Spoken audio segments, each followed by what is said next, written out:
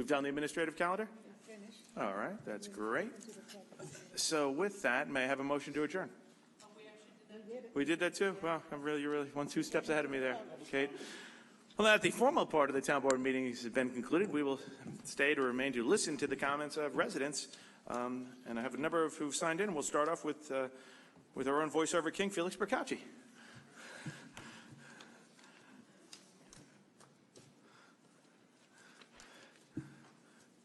Good morning again, Mr. Bercacci. Felix Bercacci, Franklin Square.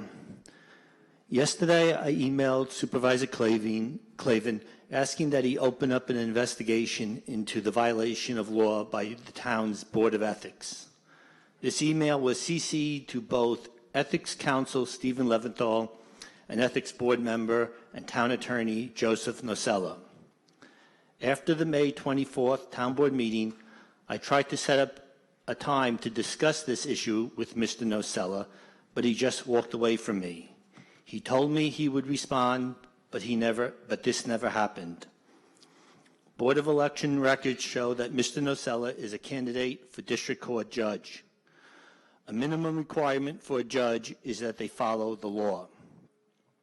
Based on the irrefutable evidence provided by the town, it is clear that Mr. Nocella is willing to break the law and ignore his obligations as an ethics board member for political reasons. In addition, the town attorney's office, under Mr. Nocella's leadership, intentionally violates the Freedom of Information law by not sending FOIL appeals to the Committee on Open Government. In court papers, the town writes in its defense that only the Committee on Open Government can enforce this provision, even though under state law the committee has no enforcement powers. Mr. Nocella is aware of this violation of the law by his department he leads, but he does not stop it because Mr. Nocella puts politics above the law. From the irrefutable evidence I have seen, Mr. Nocella clearly doesn't have the ethical qualities necessary to be a judge, and the residents of Nassau County deserve better than a judge who is willing to put politics above the law. So I again ask Mr. Clavin, will you open an investigation into the allegations of wrongdoing by Mr. Nocella and the town's ethics board? Mr. Bercacci, I've been doing this for a long time. I'm going to give you 3 minutes. Yeah, I'll wait here for 3 minutes. Okay. It is very unfortunate that if I make allegations of wrongdoing and supervisor doesn't even take action, doesn't even look into the allegations, and that's very unfortunate. How do you know he's right? How do you know I'm right if you don't investigate? You just sit there and you take a stand, and that's what's wrong with this town. That's what's always been wrong with this town, that no one's willing to break when things are done wrong. They all protect their friends, and this is the problem with having a friends and family town board, town employment agency. This is a real problem. You know, I'll tell you something. Dan, I want him to have his 3 minutes. Okay, thanks, Mr. Bercacci. You know, I am going to sort of respond to that. First off, Mr. Nocella, he's definitely not related to me. I know that for a fact. And our friendship is tenuous at times, because I do, but I'll tell you one thing I do know about Joe Nocella. I do know Joe Nocella is a really good, honest, straight person. The former U.S. attorney, has been held in high esteem in many different regards, in many different areas. And look, I think it's okay to disagree with somebody. You disagree with people all the time, and you've been coming here for a decade disagreeing with people, and that's fine. I do think the personal attacks, the allegations you make against some individuals are sometimes overstep the boundary. Joe Nocella is a good, honest person. Joe Nocella is really respected by a lot of people. Joe Nocella's got the driest personality of anybody in this world, in this room, and everybody knows that. But I'll tell you one thing, nobody's never attacked Joe's ethics, because Joe's a good, straight, honest person. And you know what? I don't often say that, you know, and go back to you, but I will say to you, I really find what you did and just said was appalling, unwarranted, unnecessary, insulting. I think Joe's going to make a wonderful jurist. I think Joe is recognized for his solid legal credentials. I know he went to law school. I know that he's in the bar, and I'm just saying to you, I really don't. You can come here and say a lot of things, and you do, but the personal attack and those allegations that are unwarranted, unfounded, you want to go someplace and make them. That's great, but that's the ugly side of this business. That people feel they want to come in and say it, and it's okay to criticize good things all the time. But like I said, Joe's not going to engage you, but I do want to let you know it was really terrible what you just said. And you know what? Like I said, he's a good, honest person. And I didn't really know Joe Nacella before I became supervisor. I asked him to join me because he's an upstanding person with high ethics and above reproach. And that's why I asked Joe Nacella to join the town of Hempstead. And he's done a stellar job. So I just want to let you know, you can say whatever you want about me. I've never been so personally insulted for somebody at a town board meeting. You don't have to like Joe Nacella. You can say he doesn't respond to your email. You can say he's the most boring guy in the world. That's fine with me. But to attack his ethics of a good person, it's just not what we need right now. So anyway, I appreciate you being here somewhat. Dorothy Claus, Ms. Claus, hold on, Ms. Claus. That's great. That's great. You can scream later on. Ms. Claus, I'm going to have him bring the mic over to you, okay? Because I know you've come a couple times. Joe, make sure that one's on, please.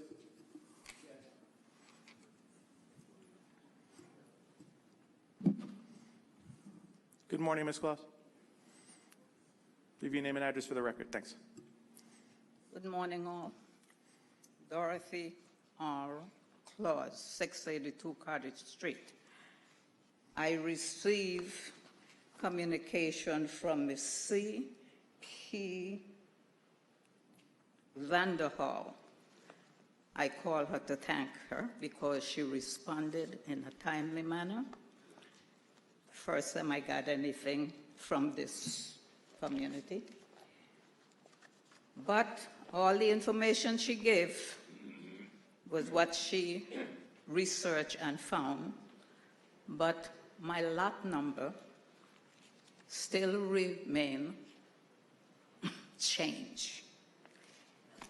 Please do not teach your children, anyone with young kids, about math. 1 is 11. You put a 0 in front of that, it's still 11.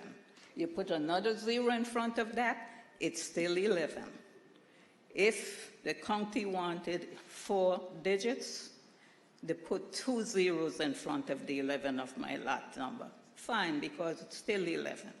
But when you put a 0 behind 1, it does not remain 11. It becomes 110.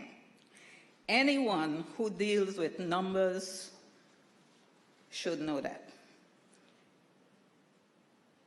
My lot number has been changed to 110. 00110 is 110, not 11. If Nassau County wanted to have 5 digits, then they should have put 0, 0, 0, or 0, 0, 0, 1, 1. It would have still been 11. But it has been changed to 110. You all still didn't say why Nassau County need to have 5 digits, just like you didn't say why the county needed to have 4 digits. These are explanations I'd like to have.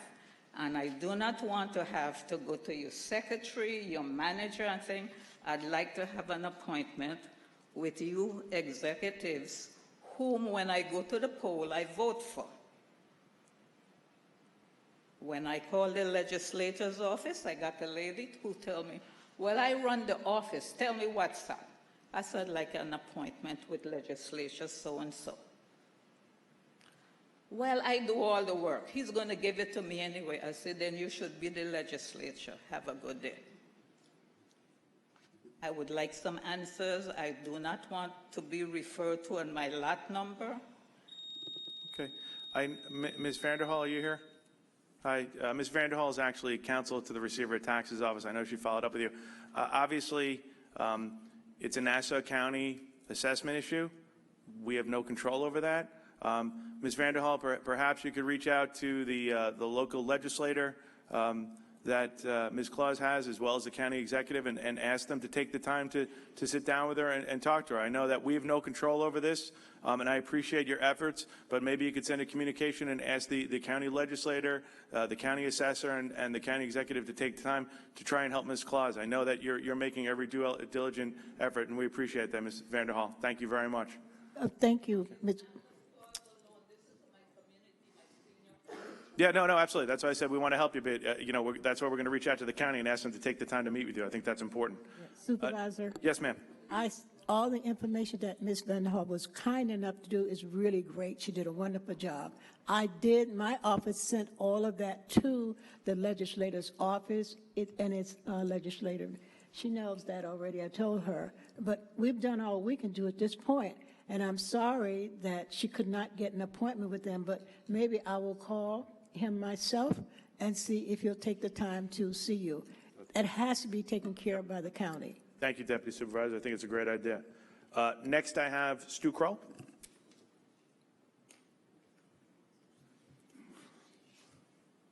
Morning, Mr. Kroll. If you give me your name and address for the record. Stu Kroll, Great Neck. The potential exists for the town of Hempstead Animal Shelter to be an exemplary one. We have an excellent TNR program.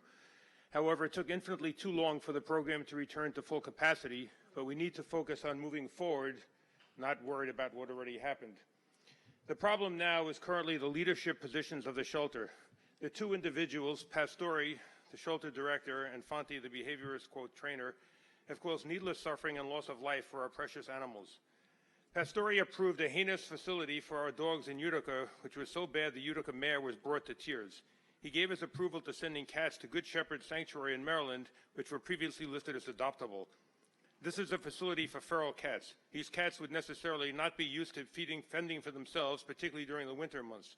We ask ourselves why such heinous actions would be undertaken, and the only logical answer is that our shelter leadership wants the fewest possible animals living in the shelter. Our cats are too often living in cages when at any progressive shelter, and I mentioned all about cats to you, you seemed interested in that, they are free roaming. Cats that are caged are likely to be depressed and quite possibly aggressive. This makes them much less likely to be adoptable. That is, after all, the overriding purpose of a municipal shelter, or at least it should be, to get all our animals into good loving homes. We spend very little money on promoting our animals, $10,000 if I remember correctly. Considering our $5.5 million budget, this amount is pathetically small. Our dogs are rarely, if ever, seen in the exercise pens, even on the nicest of days. As is true with the cats, if our dogs are not given proper exercise, their behavior will suffer. Not only does this make them less likely to be adopted, but it also puts them at risk of euthanization.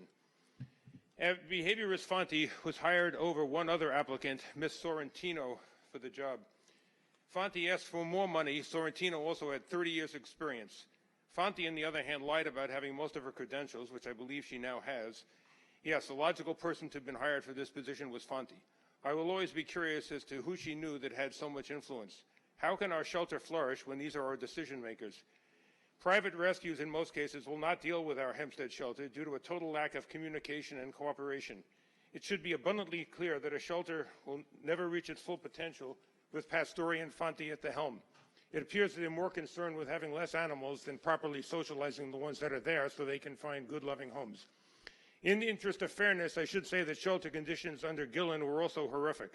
She demonstrated her acting ability by crying in front of the shelter over the terrible conditions. Then she proceeded during her one term to do absolutely nothing to help the animals, aside from a fresh coat of paint. In conclusion, if we are to move forward, we need a change of leadership personnel. Nothing positive will ever happen at that shelter with Pastori and Fonte in charge. Thank you. Thank you, Mr. Kroll. As always, 2 minutes, 56 seconds. Well done. Next, I'm going to call up Diane Madden.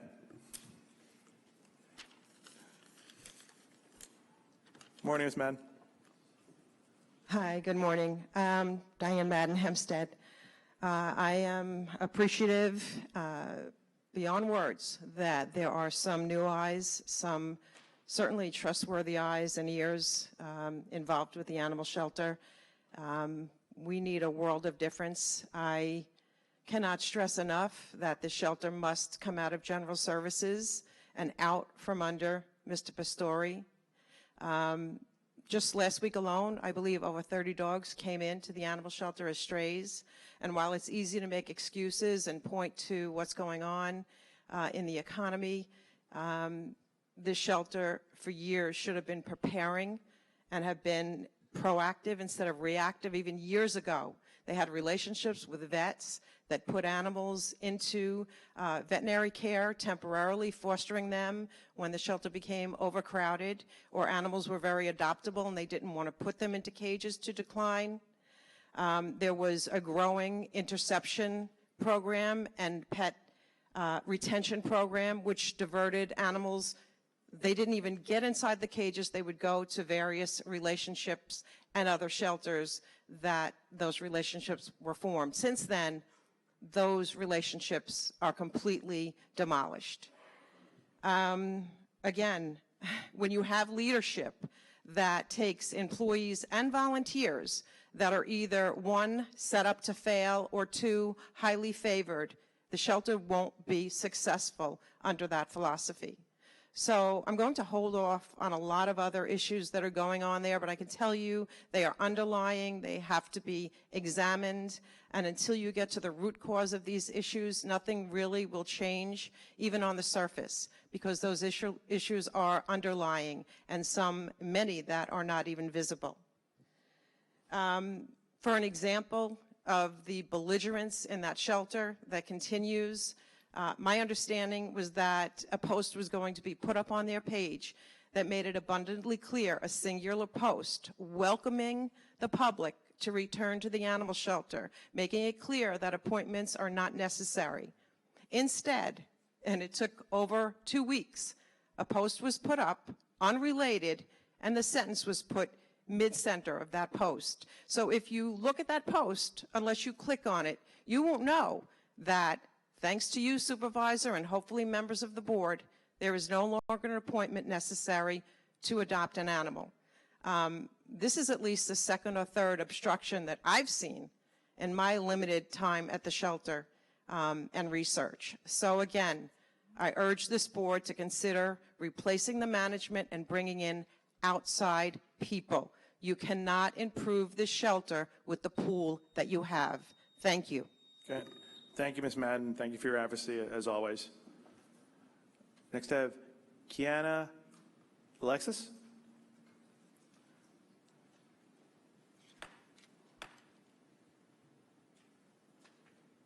Hi, how you doing? If you give me an address in the morning, how you doing? How are you? Good.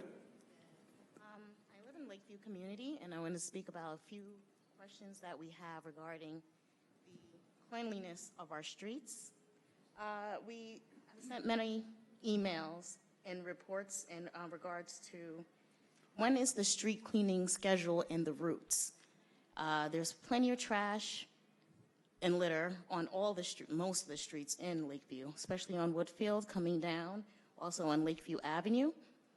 We would like to get an answer as to if we could get a report or something regarding the routes and any of the timekeeping, because I've been living there and no one has come down my streets in maybe 8 years.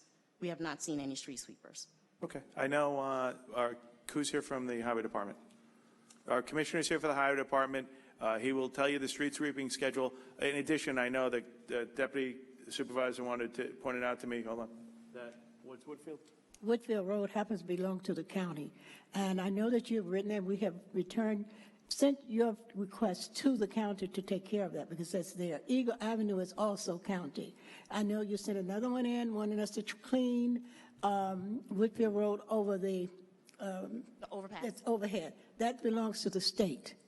Okay. So but the things that you've asked us to do, we have done. And my driver and I, we have gone through Lakeview driving on our own, and some of the things you were talking about, the houses and so forth, that was such bad shape, they're all down. It cleaned it up. If you get a chance to go, there are some other areas that you need to go and look at in Lakeview that we have been looking at. There are some very bad things happening. I don't know. We talked to our building department, and they're checking it out for us. There is, was that Rose Avenue, Teresa, that we were on? Off of, what street was that? Off of Woodfield Road. They're doing a lot of building back there. We caught them. We sent our people there from the building department, and they've got getting what I want to say. Yeah, stop work order. They can't do it. But so we need you. We thank you for what you're doing. So just do that too. If you see anything, like that, send it to us. We don't have a problem with it. We'll take care of it. Great. Okay, so thank you so much for your advocacy. Wait, hold on. Okay, I'm going to ask the commissioner to go to the back with you right now to go through the schedule. And like I said, we'll try and get the state and the county, to clean the roads. And I understand the frustration, but I'll meet with you right now. Okay? Okay. Okay. All right. One more. Yeah, absolutely. And in regarding the roads, we are, we sent emails about Woodfield Road, and we know that you guys are on that as well. Also, regards to other roads within the Lakeview community that needs to be repaved, not just repatched. We've had some cave-ins in some of our roads on Ontario. We would like to know, and also on Pine Brook coming off of Ocean and Champlain. We would need those repaved, and we've gotten many repatches, but we would like to inquire about that as well. Then I'm also going to ask my engineering commissioner. He's going to wave his hand. They're going to meet you in the back, and they'll go over with you. Okay? Perfect. And also, I do have one. Yeah, come on. Also, with the playground, we thank you. We see that the playground has been renovated as far as the slides.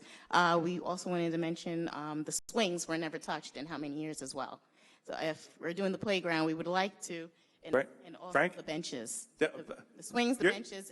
By the way, trifecta. That's the Parks Commissioner. He's going to hang with you too. All right? Thank you very much for answering my questions. No problem. Thanks for coming today. You can call us anytime, okay? My respective commissioners would go give a helping hand there. That'd be great. Thank you. Next, I have Belinda Myers. Hi, Ms. Myers. Good morning. If you just give me a name and address. Belinda Myers, Lakeview. I'm going to piggyback a little bit on what Kiana said. Basically, for Harold Walker Park, I was here I think in May, petitioning for the basketball court to be repaved. The commissioner took me in the back. Right, wait a minute, hold on. Frank, why'd you just give me a thumbs up? Oh, there you go. It's happening. It's happening, what time frame? Because you said that before, and what does very soon mean?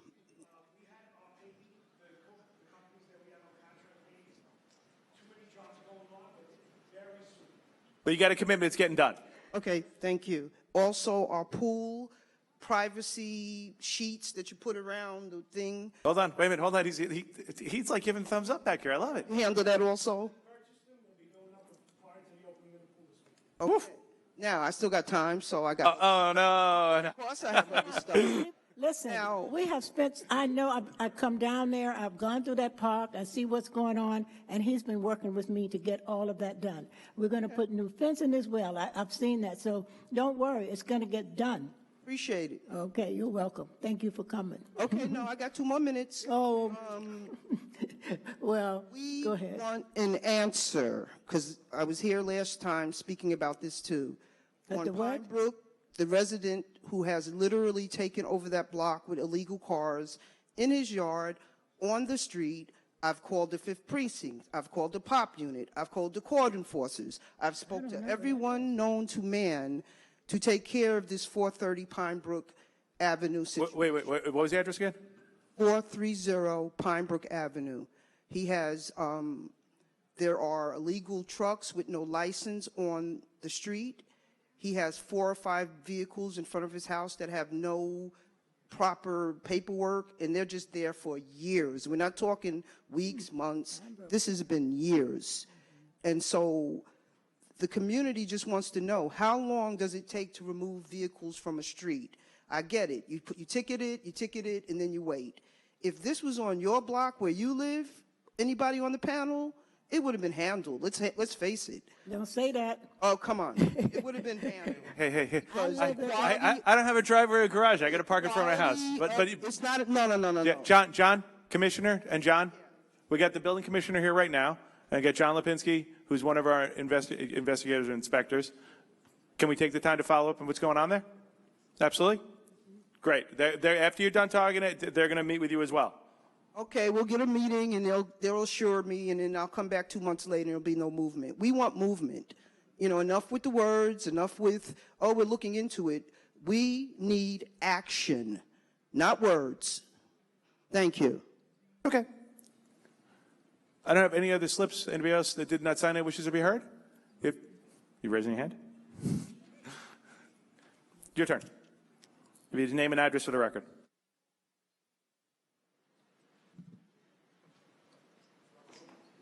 Morning. Morning. Marcia DiTieri, Merrick, New York. First, I'd like to submit photos, as I always do, on all these beautiful trees that are being removed daily. There you go. I'm here today wishing everyone a belated Happy Mother's Day. The reason I'm bringing this up is due to my Mother's Day, starting at exactly 8 a.m. on that Sunday, to the sound of chainsaws. Sadly, the remaining 4 80-year-old trees removed from the property on 16 Fletcher Avenue in Tiny Town. The others were beautiful old oak trees that shaded the bungalow that stood there for over 80 years. The remaining trees stood around the perimeter of the property, but again, due to lack of protection, were cut down by the developers from Staten Island that bought the property. This property, and so many like it, are being bought up by developers and builders, as I have informed the board time after time. No commitment to the neighborhood, the environment, or the constituents that watch their environment and the wildlife that have always been there being destroyed. Prime nesting season with babies unable to fend for themselves wind up in the ground, or on the wood chipper with the trees due to no protection from the people that are supposed to protect the constituents and our environment, namely the town board. Currently, there are 139 homes for sale in Merrick, Belmore, and East Meadow, which seem to be the areas that are hit the worst, and another 335 in contract or just closed. If even a fraction of those homes are bought by companies just for profit, the devastation will be irreversible. Just an example of how little people know and how little tree cutters care. I knocked on the door at 1676 Prospect Avenue in East Meadow and asked the woman why she was having her beautiful tree in the yard cut down, as in the picture I showed you. She said, I have allergies to pollen, and the company, Underpine Tree Service, told her that the pollen wouldn't bother her if she cut her tree down. Once again, for profit only, misinforming those that should have more knowledge. That is why we need protection. It's great that people want a better life, but when it destroys so many other lives, you have to step in and say we need to protect everyone, not just those who have no awareness of the effects. It's time to follow other townships who see the devastation this is causing and want to live harmoniously with nature and each other. If for no other reason, trees and shade keep people calm, happy, and healthy. It's beyond time. And I just have one quick thing about the animal shelter. If you give me 1 minute. On another note, I do not know if you were aware and would like to take the time to do a walkthrough through the animal shelter. There are over 100 dogs there, countless cats. Okay, thank you, Ms. DiTieri. If you'd like to stick around, I know that the Commissioner, Jerry Marino, will talk to you about your concerns on the shelter right now. Jerry, raise your hand. Wave. There you go. Wave faster. Sure, give him right. There you go. He's a little happier. Okay. He'll stick around and talk to you about it right now. Next, I have. I would just like to point something out, that even just on today's administrative calendar, there are several resolutions for tree preservation. So we're not just going around ripping down trees or pulling out trees. We're actively preserving trees that are in need of. And every tree that is pulled out has been studied. They don't just rip it out because somebody has allergies. Thank you, Ms. Councilwoman. Nope. You could stick around after or reach out to her. We have a couple more speakers I want to get to here. Rosalind Pierre.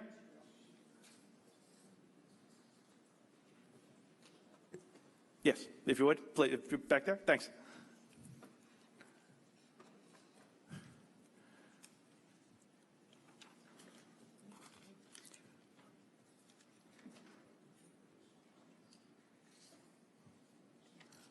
Good morning. If you give your name and address to the record. Thanks. I'm from Lakeview. This is actually my first time here. Welcome. Thank you. In addition to what the two ladies who are from Lakeview had relayed, I have the same concern. In addition to that, I believe that there are very little trees in my town. I believe that it's very necessary for us to continue to add trees because I've noticed many of my neighbors are cutting down trees in addition to construction workers who also cut down the trees. And I think it's unnecessary. Another concern that I have is besides the too much garbage in my area, our water district is in high cost. What I mean by this is per unit, if I had to compare it to my electricity bill, it's about the same. And my request is, could we have our own water district for Lakeview?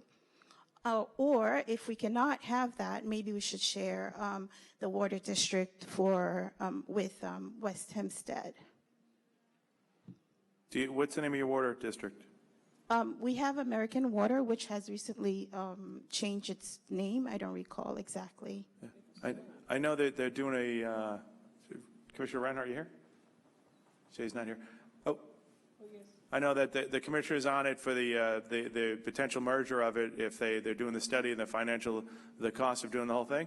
Yep.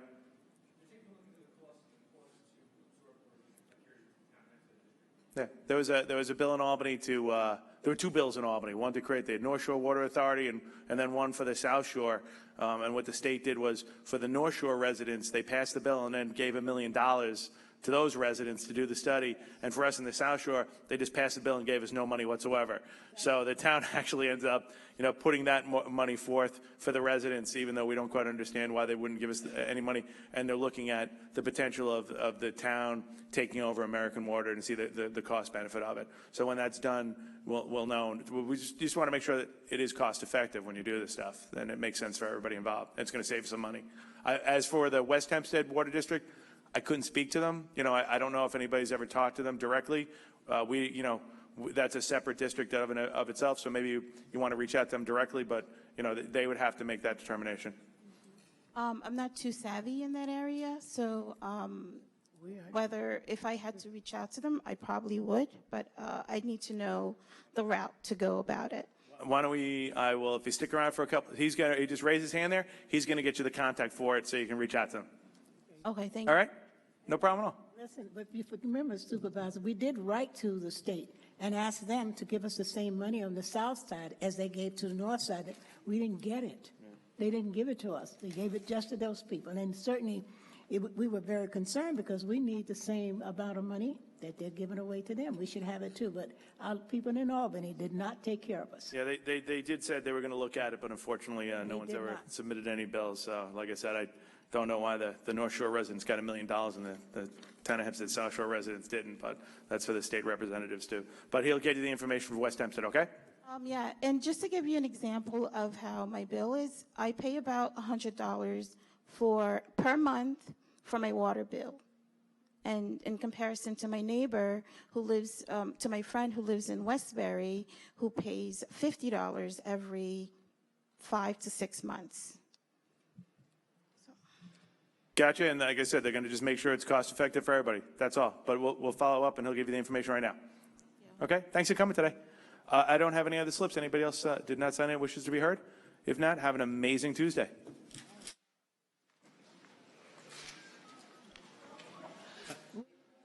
Come to the town on the 18th for Juneteenth. What time? At 11:30.